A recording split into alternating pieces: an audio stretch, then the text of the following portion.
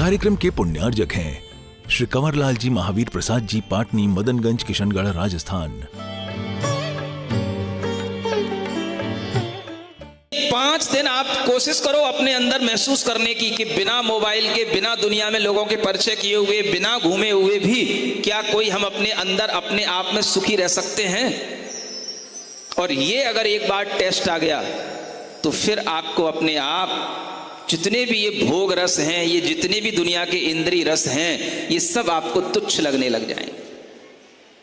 सबसे बड़ा सुख अपने अंतरंग में निवास करता है। उस अंतरंग में जो सोर्स ऑफ हैप्पीनेस है, उसको अगर हम डिस्कवर करना चाहते हैं तो हमारे अंदर इस तरह की भावना आनी चाहिए कि एक बार हम 5 दिन के लिए अपनी जिंदगी को एक बार दांव पे ही लगा दें, देखते हैं कौन सी दुनिया हमारी चली जाएगी, कौन हमें छोड़ के चला जाएगा। कोई नहीं कहीं चला जाएगा। 5 दिन बाद जब अपने घर पे जाओगे सब ज्यों की त्यों मिलेंगे।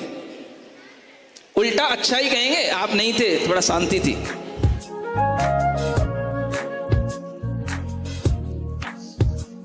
प्रभु पार्श्वनाथ का स्मरण अपने अंतर मन में करें, जो सम्मेत शिखर की सुवर्णभद्र टोंक पर अरिहंत अवस्था में नील वर्ण की काया लिए हुए, हजारों सूर्यों से भी अधिक दैदीप्यमान शरीर को धारण किए हुए कायोत्सर्ग में प्रसन्न मुद्रा में स्थित हैं।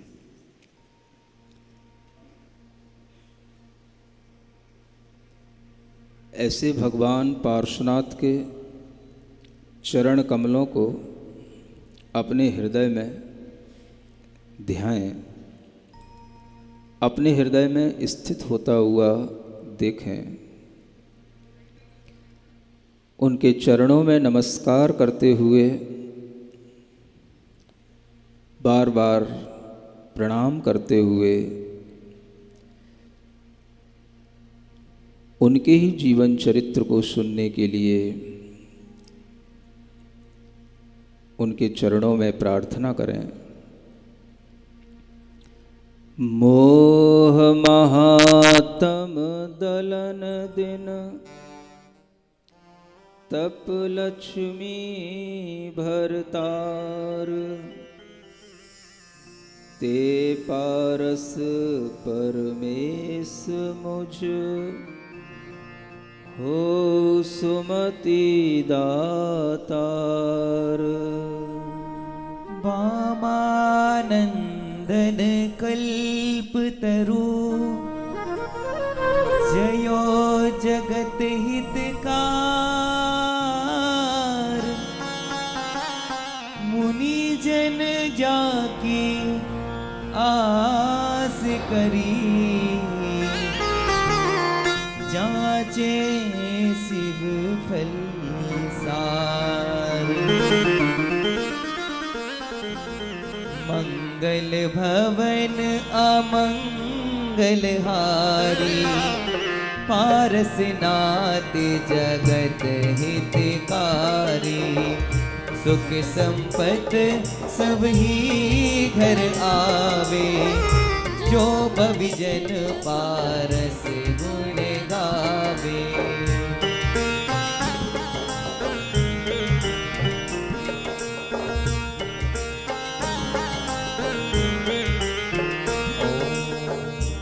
उन पार्श्वनाथ भगवान के पूर्व भवों की कथा में कल आपने सुना था, वह अग्निवेग नाम के एक विद्याधर बने और उस विद्याधर के जन्म में भी उन्होंने समस्त राजपाट का त्याग करके मुनिराज पद को अंगीकार किया। मुनि बनने के उपरांत उन्होंने तपस्या से ज्ञान की प्राप्ति की और एक गुफा में वह बैठे हुए जब तपस्या कर रहे थे तो उसी समय पर उनके पूर्व भव का वैरी वह कमठ अजगर बन करके उनको निगल जाता है, शरीर छूट जाता है, किंतु मन का साम्य भाव कभी नहीं छूटता। कैसी निडरता होती है, जिस अजगर का नाम लेने से हम कांप जाते हैं, भयभीत हो जाते हैं, उस अजगर के मुख में प्रवेश करते हुए वह एक राजपुरुष होकर के भी मुनि महाराज के रूप में जब वह अपने अंतरंग में समत्व को धारण करके, समभाव को धारण करके अपने प्राण छोड़ते हैं,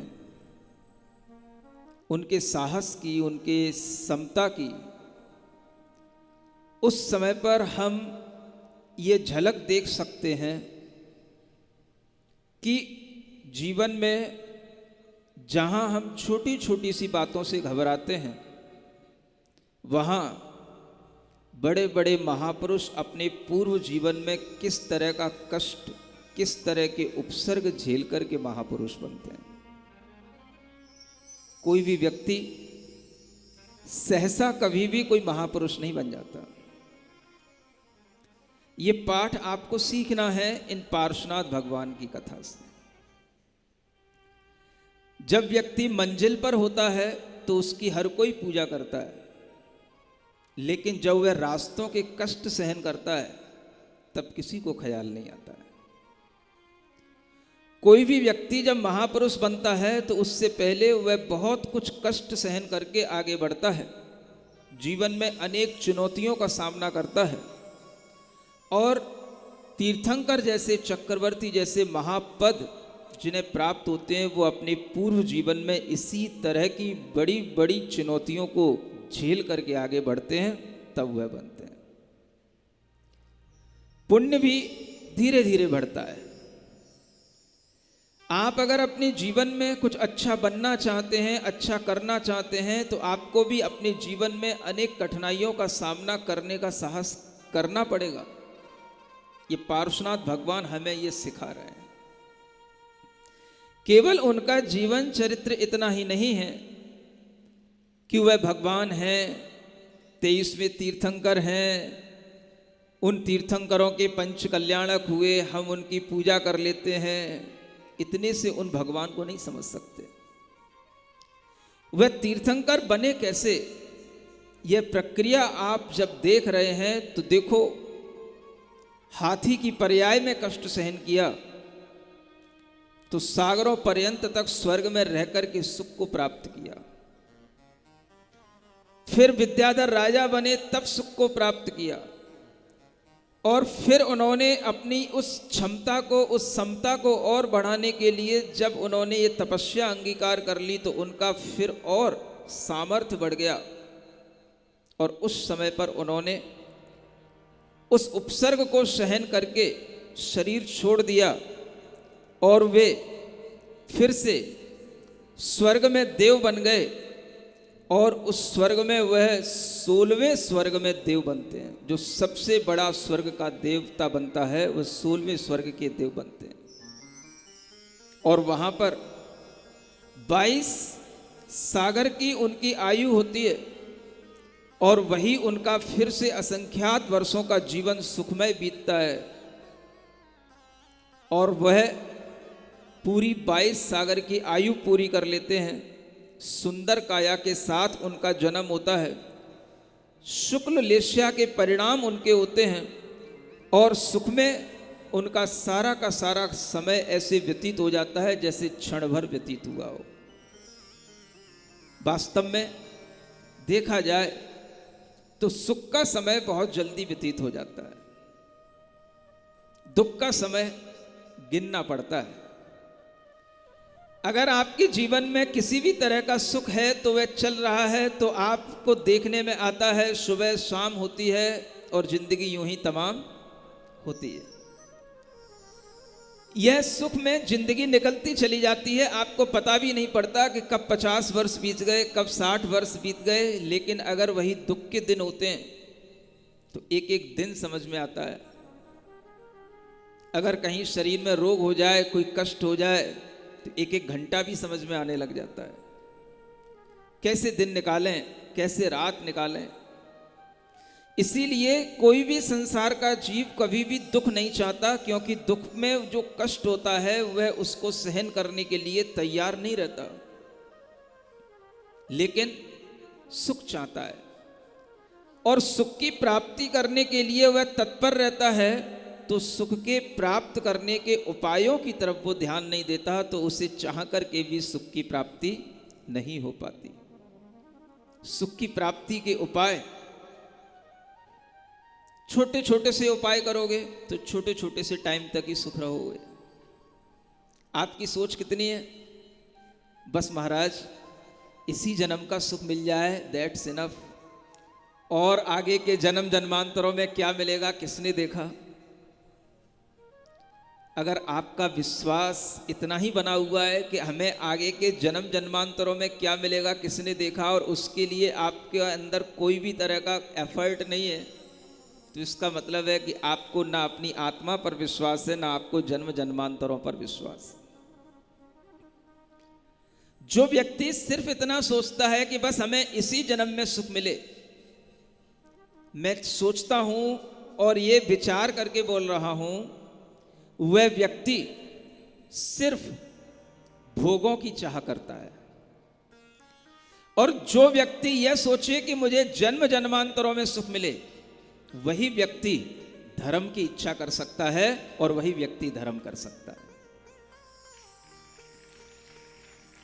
अगर आपकी सोच में सिर्फ इतना है कि मुझे इसी जन्म में सुख मिले, इसी जन्म के लिए बस मुझे सब सुख सामग्रियां मिल जाए, इस जन्म में मुझे कोई दुख ना हो, तो आपके अंदर सिर्फ मोह है, अपने जन्म से सिर्फ मोह है, आपको धर्म से मोह नहीं है।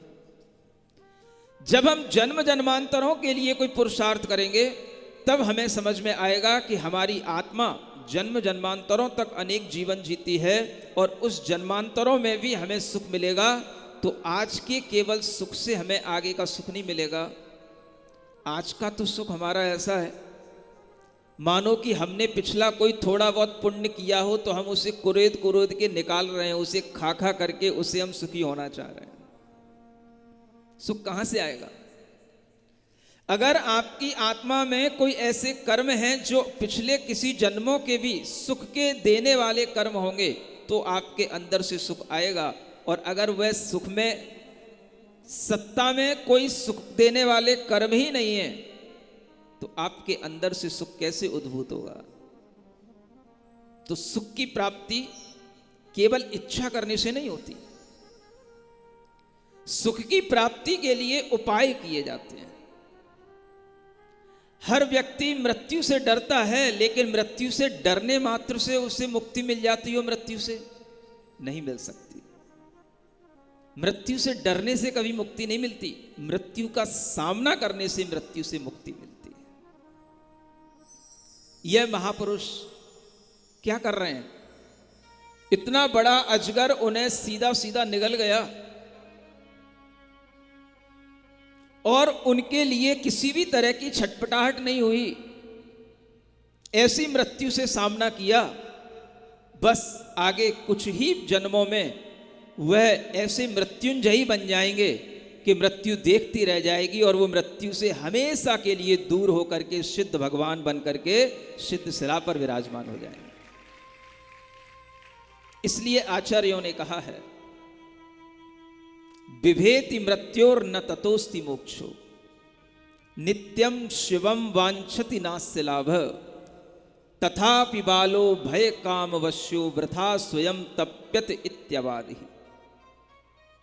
आचार्य समंत भद्रदेव भगवान सुपार्श्वनाथ की स्तुति में कहते हैं, यह जीव मृत्यु से डरता है, बिभेति मृत्योर न ततोस्ति मोक्षो, लेकिन उससे इसे मोक्ष नहीं हो जाता, मुक्ति नहीं मिल जाती।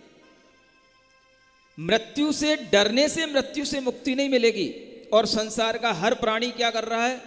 तो मृत्यु से डर रहा है। सबसे बड़ा डर किसका है?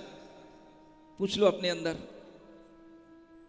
हम किसी के मरने जैसा शब्द सुनना ही पसंद नहीं करते। हमने अपनी ऐसी धारणा बना रखी है, किसी के मृत्यु का समाचार है भगवान हमें कभी भी ना मिले। न स्वजनों की, न परिजनों की, न अपनी, न किसी दूसरे की। फिर भी मृत्यु तो आती है। आचार्य कहते हैं मृत्यु से डरने से मृत्यु से तुम्हें मुक्ति नहीं मिल जाएगी।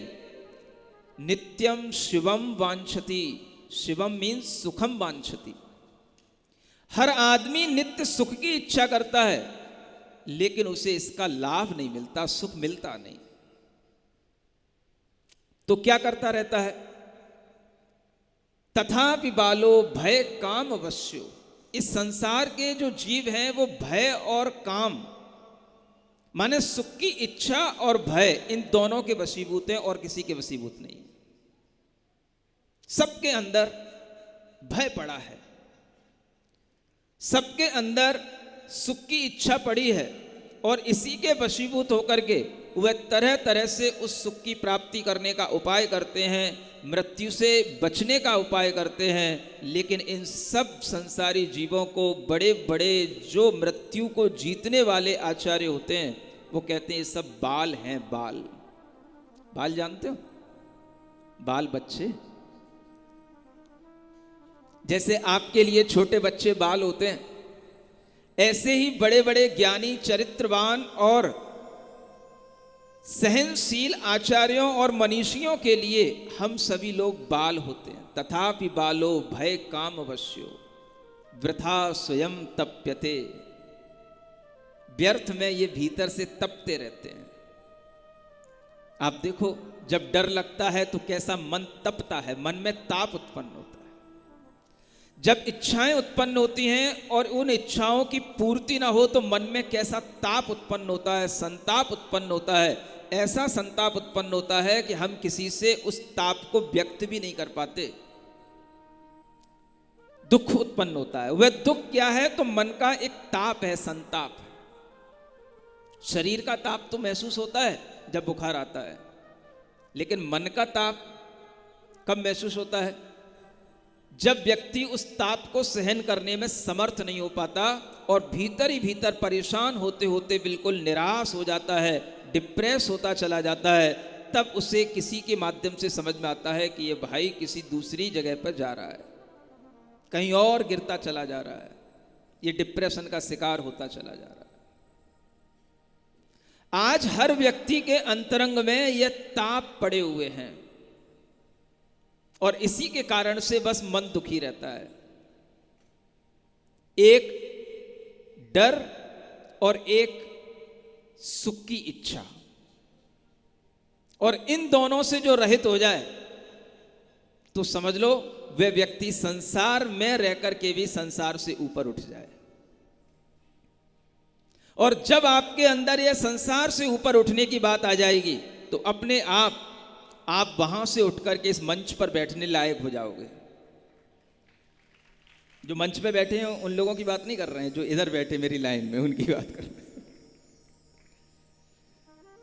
संसार में रहकर के भी हम संसार से ऊपर उठ सकते हैं तो इन इच्छाओं को, इन डर आदि के विचारों को जीत करके ही ऊपर उठ सकते हैं। आज हर बच्चा डरा हुआ है, मेरा भविष्य क्या होगा। हर बड़ा व्यक्ति डरा हुआ है, मेरे सुख कहीं मुझसे छूट तो नहीं जाएंगे। और जब तक ये डर रहते हैं, जब तक ये इच्छाएं रहती हैं, तब तक ताप रहता है। जब व्यक्ति एक निश्चिंतता का जीवन जीता है तो उस निश्चिंतता के जीवन में उसे इस तरह के कोई डर नहीं सताते। और इसीलिए बड़े बड़े साधक, मुनि महाराज, योगी ये बड़े बड़े कष्ट क्षण भर में सहन करके चले जाते हैं। और जब वह कष्ट सहन कर लेते हैं तो कष्ट तो क्षण भर का होता है। मृत्यु कितनी देर की होती है? अच्छा बताओ, कितनी देर की होती है मृत्यु? प्राण निकलने में कितनी सी देर लगती है? किसी भी तरह का कोई कष्ट अगर सडनली अपने ऊपर आ भी गया तो कितनी देर हमारे लिए तड़फाएगा? बताओ, कभी थोड़ा सा ऑब्जर्वेशन किया तो करो हर चीज का। जन्म के समय में फिर भी ज्यादा कष्ट हो सकता है, मरने के समय पर तो कोई कष्ट नहीं होता। थोड़ी देर में सब कुछ चला जाता है, लेकिन मानसिकता बने क्या बने? मुझे मरने से कोई डर नहीं है। तब ये जो निडरता आए, तब व्यक्ति के अंदर जीने का एक आनंद आए। ये मानसिकता अगर बनती है कि मुझे मरने से कोई डर नहीं है, तो वह व्यक्ति कभी भी मरने के लिए तैयार नहीं होगा, वो अच्छा जीवन जीने के लिए तैयार होगा, क्योंकि उसे पता है मरना तो एक क्षण का है, जीवन बहुत बड़ा है, और जब तक हमारी मृत्यु नहीं आ रही है तब तक हम जी लें। मरना तो एक क्षण का होता है। सुन रहे हो कि नहीं? पार्श्वनाथ भगवान जो कर गए वो बहुत कुछ कर गए, लेकिन वह पिछले जन्मों में जो कर गए उसे हम थोड़ा सा एक्सप्लेन करके समझें। अगर हमने केवल ये कथा पढ़ ली तो हमें इतना ही समझ में आएगा, हाँ अजगर निगल के चला गया था, उनकी मृत्यु हो गई थी और वे स्वर्ग में देव बन गए थे, बस इस कथा में इससे ज्यादा कुछ नहीं लिखा है। लेकिन हम समझें वो घटना कितनी बड़ी होगी और उस घटना के पीछे कितना उनका बल लगा हुआ होगा, कितनी उनकी ताकत लगी होगी। वो सारी जिंदगी भर की ताकत उन्होंने सिर्फ उस एक क्षण का सामना करने में लगाई होगी जब अजगर ने उनको निगला होगा। सुन रहे हो? सहसा कोई भी बड़े काम नहीं हो सकते हैं, ये हमेशा ध्यान रखना। छोटे छोटे से स्टेप्स जब आप उठाते हैं, small steps given a big success, जब आप छोटे छोटे से स्टेप्स उठाते हैं तभी आपको कोई एक बड़ी सक्सेस मिल सकती है। आप सोचें कि हम मृत्यु को सहसा जीवन के अंत में जीत लेंगे, नहीं जीत पाएंगे। उससे पहले आपको अपना मन तैयार करना पड़ेगा। आप सोचो, अगर किसी को कोई बीमारी हो जाती है, मान लो किसी के लिए डॉक्टर ने कह दिया कैंसर हो गया, वो डिटेक्ट हो गया कैंसर है, 4th स्टेज का कैंसर है, अब आपके जीवन में जीने का सुख होगा कि मरने का दुख होगा? बताओ। फॉर एग्जाम्पल, ऐसी बात नहीं है कि अब ये कैंसर कोई ऐसी बीमारी है जो आपके बीच में, आपके आसपास के लोगों के पास ना रहती हो। हर 2-4 घर में किसी एक ना एक व्यक्ति को अब ये होने लगा है। अब आप सोचें कि उस बीमारी से पीड़ित होने के बाद भी हमारे मन में ये विचार रहे कि जितना जीवन है हम उतने जीवन को बिल्कुल निडरता के साथ जी लें। ये विचार कैसे आएगा? हमारे दुर्बल मन को सबल बनाने वाली चीजें कौन सी हैं? मैं समझता हूं इन कथानकों से बढ़कर के और कोई चीजें नहीं हो सकती। अगर आपके सामने वह चित्र झूमता रहे कि एक बहुत बड़ा अजगर है और एक बहुत बड़ी काया को लिए हुए विद्याधर की पर्याय में वह मुनि महाराज के रूप में एक बहुत बड़ी मनुष्य की काया को लिए हुए वह मुनि महाराज हैं, और वह एक अजगर उनको निगलता जा रहा है, निगलता जा रहा है। कैसे निगलता है जानते हो? वह धीरे धीरे धीरे धीरे अपने में सब समाहित करता जाता है। पैर निगलना शुरू किए, पैर से आए, धीरे धीरे पेट तक आया, कंठ तक आया, सिर भी अंदर चला गया, मुंह भी अंदर चला गया। ये विचार तो करो आप। कोई एकदम से वो शेर की तरह नहीं झपट्टा मारता कि केवल बस वो गर्दन नोचे और फुर्सत हो जाए। वो धीरे धीरे निगलता है, और उस निगलने में उसमें समता रखी होगी उन अग्निवेग मुनि महाराज ने। उस समता को हम सोचें कैसी समता होगी। मृत्यु तो एक क्षण में हुई होगी, लेकिन जब तक वह शरीर भीतर जा रहा होगा कितना कष्ट हो रहा होगा। आपको जब कभी कैंसर, ट्यूमर, कोई बड़ी भारी बीमारियां हो जाती हैं, कष्ट होता है, लेकिन उस कष्ट को जीतने के लिए हमें कौन सी औषधि मिले? जब कोई डॉक्टरों की दवाइयां काम नहीं करती, कोई कीमोथेरेपी से भी वो ठीक नहीं होता, बड़े बड़े इंजेक्शन लगाने के बाद भी जब वह कैंसर के लिए कोई भी समाधान नहीं मिलता, तब हमारे सामने क्या थेरेपी होनी चाहिए? हम किसको याद करें? हम किसके सहारे अपना शेष जीवन जिएं? वो सहारा आपका अगर हो सकता है तो ये पार्श्वनाथ भगवान का ही सहारा हो सकता है। उन पार्श्वनाथ भगवान को केवल उसी रूप में ना देखो जब वो तीर्थंकर हैं, सुंदर शरीर वाले हैं, उससे पहले भी देखो। ये अग्निवेग विद्याधर के उस पर्याय को देखो।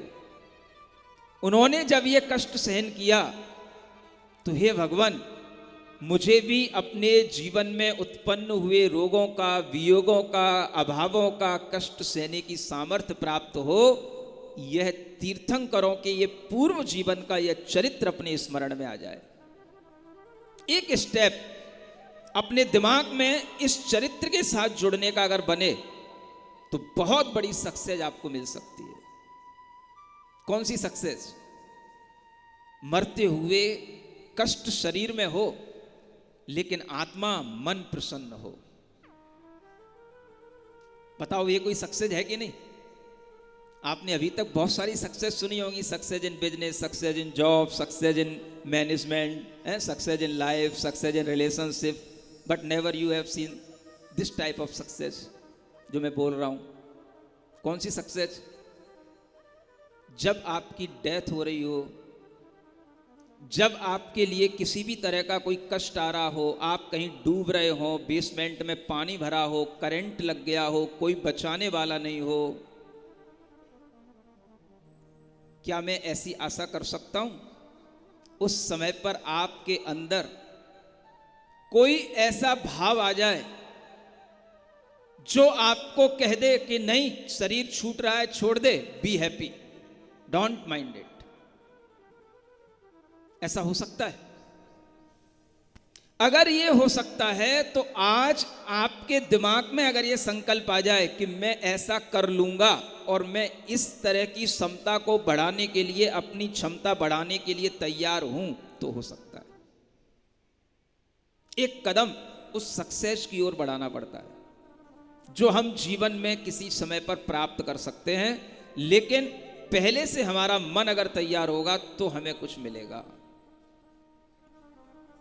इसलिए कहा जा रहा है कि जीवन में जो कुछ आपको मिल रहा है, मिलेगा, वह आपके अपने पाप और पुण्य से होगा, लेकिन आप उसको किस तरह से प्राप्त करते हुए देख रहे हैं, यह आपके वर्तमान के दृष्टिकोण पर निर्भर होगा और उस समय पर आपके अंदर किस तरह का भाव होगा।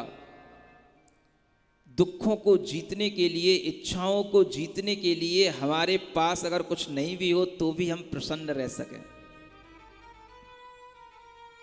कैसे रह सकते हैं? ये इन तीर्थंकरों के जीवन को देख करके ही रह सकते हैं। सामने मृत्यु खड़ी हो लेकिन आप प्रसन्न रह पाएं।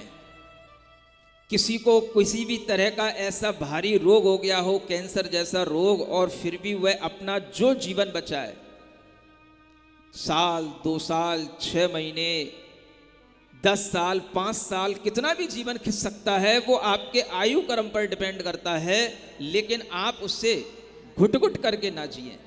कैसे जिए? प्रसन्नता से जिए। आप सोचो, क्या कोई कैंसर का पेशेंट अगर मैं कहूं तो प्रसन्न हो सकता है? मैं आज की वर्तमान की उन परिस्थितियों पर विचार कर रहा हूं, केवल कथाओं के उन पौराणिक आख्यान में जो छुपे तत्व हैं उन पर ही विचार नहीं कर रहा हूं, किंतु उसका प्रैक्टिकल हमारे सामने कैसा हो सकता है उस पर भी विचार कर रहा हूं। अगर हमारे सामने कोई ऐसा पेशेंट हो और हम उससे कहें खुश हो जाओ, कहेगा कहां से हो जाऊं, कहां से लाऊं खुशी? शरीर में, पेट में, गले में, किसी भी जगह पर अगर कोई पीड़ा है, दुख है, कष्ट है, कैंसर की किसी भी तरीके से पीड़ा है, तो अब वह कैसे खुश हो जाए? आप विचार करके बताओ। हो सकता है? मैं चाहता हूं ऐसे भी लोग खुश हो जाएं। कम से कम मेरे चाहने के लिए तो आप एप्रिशिएट कर ही सकते हैं कि मैं चाह रहा हूं कि ऐसे भी लोग खुश हो जाएं। आप तो कभी चाह भी नहीं सकते ना। आप तो ऐसे पेशेंट को देख करके उससे भी ज्यादा और रोने वाला मुंह बना लोगे कि वो सामने वाला तो बाद में रोएगा, आप पहले रो पड़ते हो, अरे वो तो मेरी इतनी अच्छी सहेली थी, वो तो मेरे इतने अच्छे भाई थे, वो तो इतना अच्छा मेरे लिए सहयोग किए थे, मेरे बहुत क्लोज रिलेटिव थे, उनको ऐसी बीमारी क्यों हो गई? आप तो उनके सामने रो पड़ते हो। रो पड़ने से उसका दुख दूर हो जाएगा क्या, कि और बढ़ जाएगा?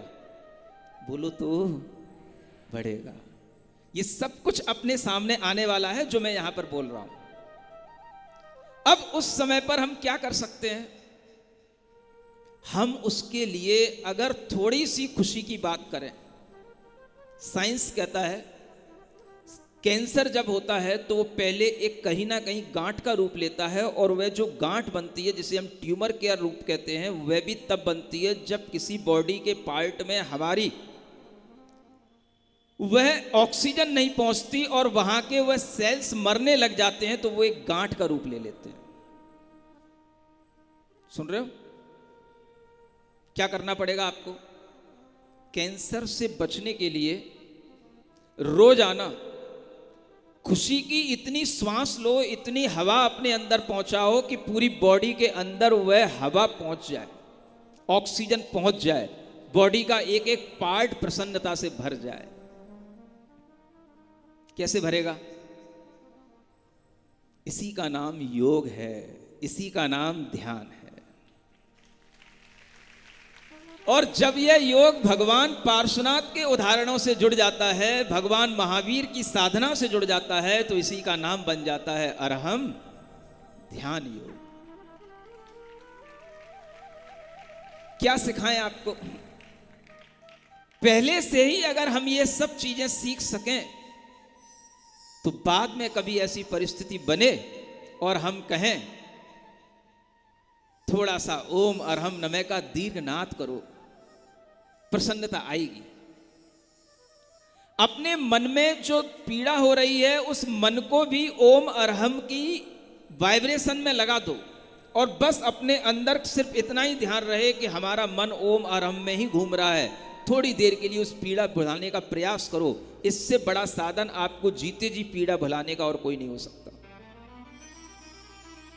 अगर हम उस समय पर आपसे कहें कि थोड़ा सा आप श्वास गहरी लो, प्रसन्नता के साथ श्वास लो, आपके मन की प्रसन्नता बने और आप प्रसन्नता से श्वास ले पाएं और उस पार्ट तक पहुंचे जहां पर वह कैंसर हो रहा है, तो वहां पर जो वह कैंसर की ग्रोथ हो रही है वह ग्रोथ रेट भी डाउन हो जाएगी अगर आप वहां तक अपनी ऑक्सीजन पहुंचा पाओ तो।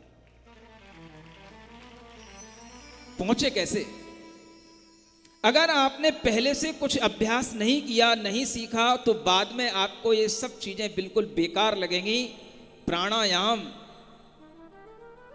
मुद्राओं के माध्यम से अपने शरीर में शक्ति अर्जित करना, नाद का उपयोग करना, अरहम और ओम का ध्यान अपने उसी पार्ट पर करो जहां पर पीड़ा हो रही है। उस बीजाक्षर मंत्र को वहीं पर स्थित कर दो जहां पर हमें पीड़ा हो रही है, और प्रसन्नता से देखो तीर्थंकरों की शक्ति मेरी पीड़ा को दूर कर रही है। पंच परमेष्टि की शक्ति मेरी पीड़ा को दूर कर रही है। वह यही एक टूल है जिसके माध्यम से आप अपनी उस समय पर पीड़ा को दूर कर सकते हैं और आप सुख में थोड़ी देर के लिए आ सकते हैं, मन के अंदर के दुख को भुला सकते हैं।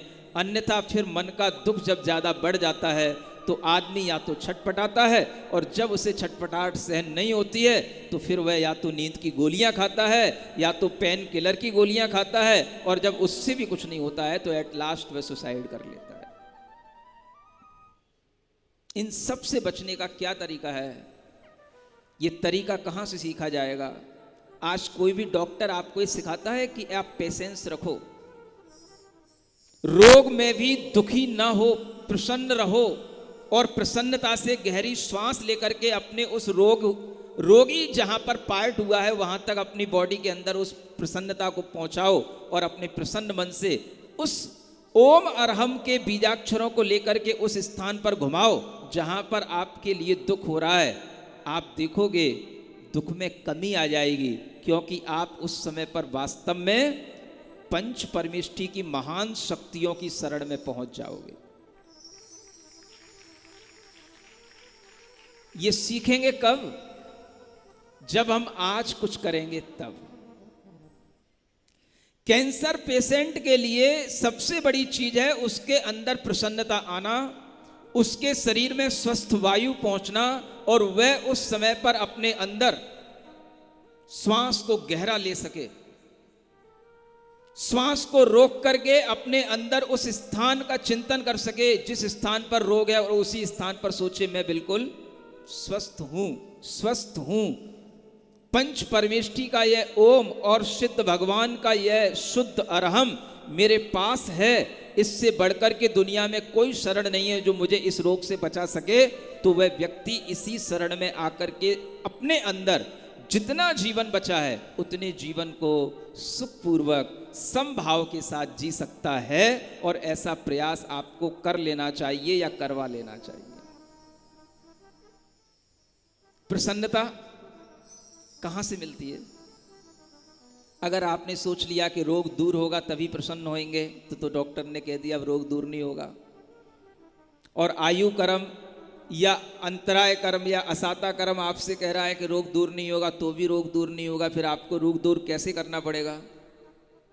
तो अपना मन इसी तरह के तीर्थंकरों के चरित्र को याद करके, प्रसन्न करके अपने मन के अंदर वह शक्ति अर्जित करनी पड़ेगी जो आपके रोग को दूर करने के खुद काम में आए।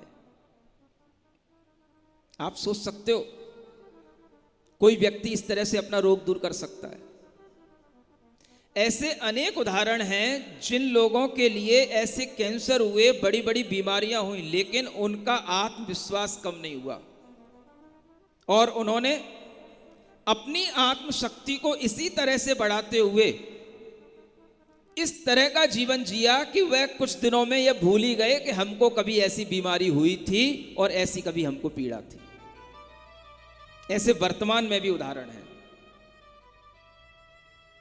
एक विदेश में रहने वाली महिला ने अपने अंदर के कैंसर को इसी तरह से दूर किया, और उसको कुछ भी नहीं आता था, लेकिन किसी ने उसको बता दिया भक्तामर स्तोत्र का पाठ करो।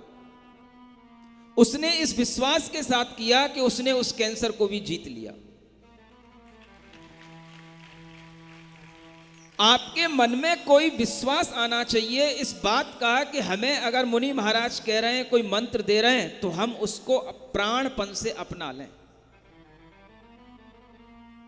कोई आप लंबा लंबा पाठ नहीं पढ़ पाते, कोई बात नहीं, लेकिन आप ओम अरहम की शक्ति से भी बहुत कुछ अपने आप को क्योर कर सकते हैं।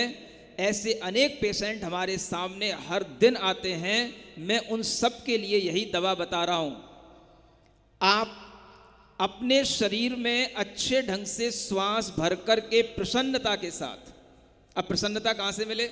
तो मन को प्रसन्न करें, मैं प्रसन्न हूं, ऐसी भावना करते हुए, खुश होते हुए श्वास लें और उस श्वास को उस स्थान पर जाकर के रोक दें जहां पर वह दर्द आपको हो रहा है, जहां पर आपको पीड़ा हो रही है, और ओम अरहम का स्मरण उस समय पर करते रहें। स्मरण का मतलब है उन अक्षरों का ही केवल आप स्मरण करें, ओम की आकृति, अरहम की आकृति। दूसरा तरीका, जब आपको इस तरह की कोई बीमारियां हो, आप किसी भी तरह का पक्का भोजन, भारी भोजन, कोई भी तरह का ऐसा भोजन जो बहुत ज़्यादा प्रोसेस के साथ बनाया जाता है, उसको खाना बंद कर दें। कैंसर होने के बाद, ट्यूमर होने के बाद ये ध्यान रख लें, मन में धारणा बना लें कि अब हम जो खाएंगे पौष्टिक भोजन, वो हम नहीं खाएंगे, वो हमारा रोग खाएगा, और आप जितना पौष्टिक खाएंगे रोग उतना पुष्ट होगा। ये धारणा आपको बनानी पड़ेगी। इसलिए उस समय पर आपको खाना कम, पीना ज्यादा। चाहे आप किसी भी तरह की जूस पिए, सब्जियों के लिक्विड पिए, किसी भी तरह की चीजें पिए ज्यादा, खाएं कम, और खाना भी पड़े तो बस वह कच्ची कच्ची चीजें खाएं जो अपने मूल रूप में खाने योग्य होती हैं। पकी पकाई चीजें, जैसे रोटी पकानी पड़ती है, पूड़ी पकानी पड़ती है, हलवा पकाना पड़ता है, पक्की वाली चीजें ना खाएं। ऐसी चीजें खाएं जो आराम से डाइजेस्ट हो जाएं, वो आपको एनर्जी देंगी। और उसके साथ साथ कुछ 2-4 चीजें ऐसी होती हैं, भले ही आप दवाई खाएं, खाते रहें, लेकिन मेरे भी दो चार चीजें अगर मैं आपको बता रहा हूं तो उनको भी साथ में खाते रहना, नुकसान नहीं होगा। सबसे बड़ी चीज आपके घरों में रहती है हल्दी। ये कैंसर रोधी होती है। हल्दी का सेवन करें, एक्स्ट्रा रूप में करें, 2 चम्मच एक्स्ट्रा हल्दी पानी में घोल के खा जाए। पानी पीना हो, तुलसी का और पुदीने का काढ़ा बना करके उसका पानी पिए घूंट घूंट करके। इसी के साथ अगर कुछ खाने की ताकत हो तो अलसी खाने की कोशिश करें। ये सब कैंसर रोधी चीजें हैं। दवाई आप खा रहे हो, खाते रहना, ये चीजें भी खा के देख लेना। और जो मैं श्वास लेने के लिए बोल रहा हूं, प्राणायाम करने के लिए कह रहा हूं कि आप उस समय पर अपने फेफड़ों में अच्छी श्वास भर के उसे रोक करके, अपने उस स्थान पर रोक करके जहां आपको पीड़ा है वहां पर ओम अरहम का चिंतन करें। आपके लिए बहुत कुछ आराम मिलेगा। और आपका मन अगर प्रसन्न होगा तो आपके लिए वह आपका मन ही रोगों से लड़ने की सामर्थ्य ले आएगा। दुखी होने से कुछ नहीं मिलेगा। दुख होना किसी भी चीज का कोई इलाज नहीं है, सुख होना तो किसी चीज का इलाज हो सकता है। इसलिए यह अपनाएं, समता को धारण करें और पार्श्वनाथ भगवान का यह जाप करते रहें। ओम ह्रीम अरम श्री पार्श्वनाथ जिनेन्द्राय नमः। हे भगवान, मुझे भी ऐसी सामर्थ्य दो जिस सामर्थ्य से आपने इतने बड़े बड़े उपसर्गों को जीत लिया। ऐसी सामर्थ्य अगर हमें मिलेगी तब हमें आगे का यह जीवन चरित्र अच्छे ढंग से समझ में आएगा। अभी तो कुछ नहीं है, आगे और बड़े बड़े कष्ट आने वाले हैं। और जितने बड़े कष्ट भगवान सहेंगे उतने ही वो और बड़ा बड़ा बनते चले जाएंगे। देखिए, भगवान ने जब यह कष्ट सहा तो उन्होंने अपनी पूरी वह आयु पूरी कर ली 22 सागर की। और उस आयु पूरी करने के बाद में फिर वह एक फिर से मनुष्य जीवन उन्हें मिलता है। कहाँ मिलता है? थोड़ा सा पढ़ते हैं, पेज नंबर 33। अश्वशयन कुल कमल रवि वामा कुंवर कृपाल बंदो पारस चरण जुग शरणागत प्रतिपाल। जम्बू द्वीप बसे चौफेर जाके मध्य सुदर्शन मेरा। कंचन मणि में अतुल सुहाग का पर्वत के पश्चिम भाग। अपर विदेह विराजे खेत सोनित चौथे काल समेत। पद पद जहाद पे जिन धाम नहीं को देवन को विश्राम। जैन जति जन तीखे सोय नहीं कुलिंगी दीखे कोय। उत्तम धर्म सदा तिर रहे हिंसा धर्म प्रकाश न लहे। तीनों वर्ण बसे जहाँ लोय ब्राह्मण वर्ण कभी नहीं होय। रामे पद में देश अभिराम सोहे नगर असुरपुर नाम। कहाँ वज्र वीरज भूपाल न्याय प्रजा का कर प्रतिपाल। कुल निवास सूरज समिध पे आन भूप उड़न छिपि छिपे। विजया नाम है नरपति नारी रूपवंती रथ की उनहारी। पटरानी सब में परधान पूरब पुण्य उदय गुण खान। एक समय निशि पश्चिम जामे पंच सुपन देखे अभिराम। मेरु दिवाकर चंद्र विमान सजर सरोवर सिंधु समान। प्रात भय आई पिय पास विकसत लोचन हिये हुलास। रात सुपन अभिलोके दे नृत्य आगे पर कासे ते। तब नरेंद्र बोले बिहसाय सुंदर वचन सुनो सुखदाय। सुनिरानी इनको फल जोए पुत्र प्रधान तिहारे होए। वही जीव जब अपनी स्वर्ग की 22 सागर की आयु पूरी कर लेता है तो उसके बाद में वह इसी जम्बू द्वीप के सुमेरु पर्वत के पश्चिम भाग के जो अपर विदेह नाम का क्षेत्र है वहाँ पर वह उत्पन्न होता है। कहाँ पर? विदेह क्षेत्र में। सुन रहे हो? जहाँ पर हमेशा चौथा काल चलता है। जहाँ पर जीव जन्म लेने के बाद में केवल ज्ञान प्राप्त कर सकता है, मोक्ष जा सकता है, जहाँ पर तीर्थंकर हमेशा हो सकते हैं, ऐसे उस विदेश क्षेत्र में जन्म लेने के लिए भी ऐसे पुण्य कमाने पड़ते हैं। इतने उपसर्ग सहन करके, समता धारण करके जीवन निकालना पड़ता है, तब उस जीव का वहाँ जन्म हुआ। और वहाँ पर भी राजा होते हैं, वह वज्रवीर नाम के राजा, उनकी विजया नाम की रानी, और उस रानी ने एक बार रात्रि में 5 स्वप्न देखे। क्या देखा स्वप्न में? मेरू पर्वत दिखाई दिया, सूर्य दिखाई दिया, चंद्रमा का विमान दिखाई दिया, जल से भरा हुआ सरोवर दिखाई दिया, और एक बहुत बड़ा सागर समुद्र दिखाई दिया। ये 5 स्वप्न उस रानी ने देखे। सुबह उसने राजा से पूछा इन 5 स्वप्नों का फल। तो राजा कहते हैं तुम्हारे कुक्षी में, तुम्हारे उदर में एक ऐसा पुण्यवान जीव आया है जो आगे चल कर के बहुत बड़ा प्रतापी राजा बनेगा और धर्म की प्रभावना करने वाला एक बहुत बड़ा महापुरुष बनेगा। ऐसे वचन सुनकर के उस माँ के अंदर जो हर्ष उत्पन्न होता है और पुत्र के पुण्य प्रताप से उस माँ के अंदर जो शुभ भाव उत्पन्न होते हैं, उन्हें महसूस करते हुए वह माँ निश्चय कर लेती है कि हाँ, जैसा राजा ने कहा है वैसा ही होगा। और वह स्वर्ग से आया हुआ वह जीव जिसका नाम आगे क्या होता है, आपके लिए यह कथा और ज़्यादा इंटरेस्टिंग होगी जब आप सुनेंगे, समझेंगे कि अब वह जीव सामान्य राजा नहीं बनेगा, अब वह जीव चक्रवर्ती राजा बनेगा, चक्रवर्ती महापुरुष बनेगा। तीर्थंकर तो और बाद में बनेगा, पहले चक्रवर्ती के भी सुख भोग ले। और ये सारे सुखों की प्राप्ति उसे कहां से हो रही है?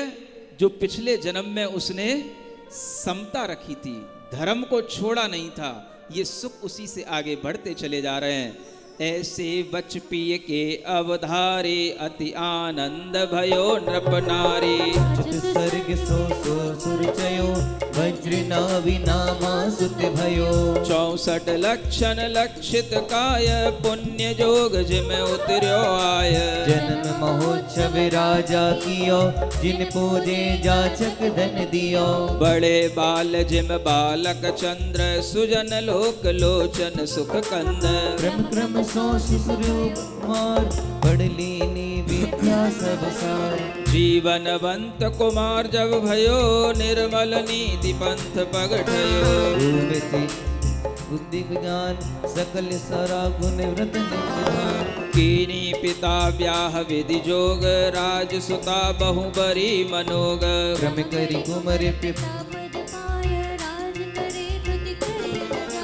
पुण्य जोग आयुध ग्रह जहाँ चक्र रत्न वर उपजो तहाँ। छयो कंड वर्ती भोपाल बस कीने नाये निज भाल। देव दैत्य विद्याधर नए नृप मलेच्छ सब सेवक भये। बड़ी संपदा पुण्य सजो इंद्र समान करे सुख भोग। ऐसा हुआ जीव 16वां स्वर्ग जिसे अच्युत स्वर्ग कहते हैं, वहां से च्युत होकर के वह जब इन राजा का पुत्र होता है तो उनका नाम रखा जाता है वज्रनाभि।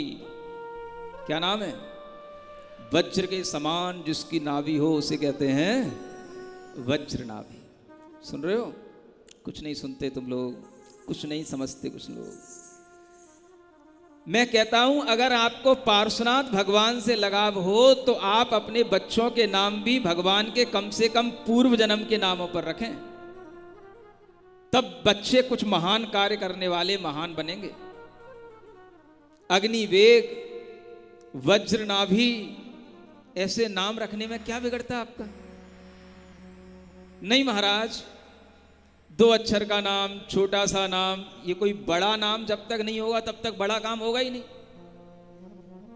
ये रियान, रयान, लयान, लियान, इन सब नामों से कुछ नहीं होने का, ये सब कोई काम के नहीं आने वाले। जब तक आप अच्छे नाम नहीं रखेंगे उनके अंदर कोई अच्छा संस्कार नहीं आएगा, क्योंकि आचार्यों ने बच्चों के संस्कारों में नाम संस्कार भी एक संस्कार गिना है आचार्य जिनसेन महाराज ने। नाम संस्कार का मतलब ही है नाम का संस्कार उसे अच्छे से देना, और वह नाम अगर मुनि महाराज के मुख से मिल जाए तो वह अत्यंत पुण्यवान जीव माना जाता है, जिसका नाम संस्कार कभी कोई व्रती साधु या मुनि महाराज के मुख से हुआ हो। ऐसे आप अपने मन के अंदर परिवर्तन ला करके ये परिवर्तन लाने की कोशिश करें। ये वज्रनाभ चक्रवर्ती हुए हैं, 64 लक्षणों से लक्षित जिनकी काया है, सारा पुण्य उनकी काया में उतरता हुआ दिखाई दे रहा है। और जिस समय पर उनका जन्म हुआ, उनके जन्म का महोत्सव राजा ने मनाया, तो कैसे मनाया? बर्थडे पार्टी नहीं दी थी किसी 5 स्टार होटल में। क्या किया था राजा ने? भगवान की पूजा करवाई थी पूरी प्रजाजनों से, और सबके लिए वह जिनेंद्र भगवान की पूजा करा करके सबको मन चाहे उपहार दिए थे। और इस तरह से उन राजा ने उस बच्चे का जन्मोत्सव मनाया था। समझ आ रहा है? जन्मोत्सव भी मनाना यह भी एक प्राचीन प्रथा है, और इस तरह की यह प्राचीन प्रथा ऐसी तरह से मनाई जाती है कि हम उस दिन भगवान जिनेंद्र देव का बच्चे से पूजन, बच्चे के निमित्त से पूजन करें, और जब वह बच्चा बड़ा हो जाए तो सबसे पहले हम उसे बच्चे का माध्यम से जिनेंद्र भगवान का पूजन कराने उसे लाएं। जब वह बच्चा बढ़ गया, यौवन को प्राप्त हो गया, रूप, तेज, बल, बुद्धि और विज्ञान में सब प्रकार से संपन्न हो गया, तब पिता ने उसको अच्छी राजकन्याओं से उसका विवाह कराया और उसे राज्यपद दिया। पिता ने तो राज्यपद अपना दिया, लेकिन उसका पुण्य अपने आगे आगे इतना चल रहा था कि वह अपने ही पुण्य से अपने आप उसकी आयुधशाला में एक चक्र रत्न प्रकट हो गया, जिसने ये दुनिया में घोषित कर दिया कि यह पुत्र चक्रवर्ती है, और आगे चल करके 6 खंड पर विजय प्राप्त करके चक्रवर्ती बनेगा। पिता जो देंगे वो तो देंगे ही, बेटा अपने पुण्य से भी बहुत कुछ प्राप्त कर लेता है। पिता तो उतना ही देंगे जितना उनके पास होगा, लेकिन बेटा अपना पुण्य लेकर के आया है तो उससे भी ज्यादा ले लेता है, और वह पिता के समक्ष अपना वह चक्रवर्ती पद को प्राप्त करके वह कौन कौन से सुख भोगता है। यह वज्रनाभी चक्रवर्ती की कथा आपको जरूर सुनना है, और लाइव ही सुनना है, यहीं पे बैठ के सुनना है। ये कथा सुनने से जो आपको पुण्य लगेगा वो आपको अद्भुत होगा, और इस तरह का जो आगे वर्णन आएगा चक्रवर्ती की संपदा का और फिर उनके वैराग्य का, वह हमारे जीवन को समझाने वाला होगा कि हम कौन से छोटे छोटे से धन वैभवों में अहंकारी हो रहे हैं, हमारे जीवन में क्या करने योग्य है और हम क्या कर रहे हैं। ये सब बातें आपके सामने आएंगी। आज संडे था, इसलिए थोड़ा सा संडे इज स्पेशल डे, समझ आ रहा है? थोड़ा लेट शुरू हुआ था, थोड़ा हमने भी लेट छोड़ा, क्योंकि मुझे पता है आज आप फ्री हैं, थोड़ा आपके पास समय है, इसलिए बोलिए महावीर भगवान की। चलिए 5 क्लैपिंग। ओम अरहम ओम अरहम ओम अरहम बोल, ओम अरहम ओम अरहम ओम अरहम बोल। सभी कार्य की सिद्धि से तू पहले इसको बोल, सभी कार्य की सिद्धि से तू पहले इसको बोल। ओम अरहम नमः ओम अरहम नमः ओम अरहम नमः ओम अरहम नमः। अच्छे से ठोका करो। अगर आप अपने हाथ से अपने हाथों को नहीं ठोकोगे तो फिर डॉक्टर तुम्हारे ऊपर हथौड़ा ठोकेंगे। समझ आ रहा है? किसी भी तरह के ऑपरेशन करेंगे फिर तुमको ठुकाना पड़ेगा। हाँ, पहले से ठुक लो। ओम अरहम ओम अरहम ओम अरहम बोल, सभी कार्य की सिद्धि से तू पहले इसको बोल। दूसरी क्लैपिंग, इंटरलॉक करके अपनी उंगलियों को, हाँ जोर से। ओम अरहम ओम अरहम ओम अरहम ओम अरहम बोल, सभी कार्य की सिद्धि से तो पहले इसको बोल। और ताकत लगा के। ओम अरहम ओम। तीसरी क्लैपिंग, अपने पर्वतों के उंगलियों के नीचे बने हुए पर्वतों को अपने ही दूसरी हाथ की पर्वतों से ठोकना। हाँ, ओम अरहम ओम अरहम बोल, सभी कार्य की सिद्धि से तू पहले इसको बोल। ओम अरहम ओम अरहम बोल, हंसते सभी हुए, कार्य की सिद्धि प्रसन्न होते से हुए, हंसते हुए ये सब क्रिया करनी है, रोते हुए नहीं। ओम अरहम बोल, सभी कार्य की सिद्धि से तू पहले इसको बोल। चौथी ओम लगे अरहम अपनी हथेलियों के अरहम निचले हिस्से को, साइड के हिस्से को ठोकना है। हाँ, चौथी। हाँ, ओम अरहम बोल, सभी कार्य की सिद्धि से तू पहले इसको बोल। ओम अरहम बोल, सभी कार्य की सिद्धि से तू पहले इसको बोल। पांचवी के लेते हैं पूरे हाथों को। ओम अरहम ओम अरहम ओम अरहम ओम अरहम ओम अरहम ओम अरहम ओम अरहम बोल, सभी कार्य की सिद्धि से तू पहले इसको बोल। ओम अरहम बोल, सभी कार्य की सिद्धि से तू पहले इसको बोल। सभी कार्य की सिद्धि से तू पहले इसको बोल। ओम अरहम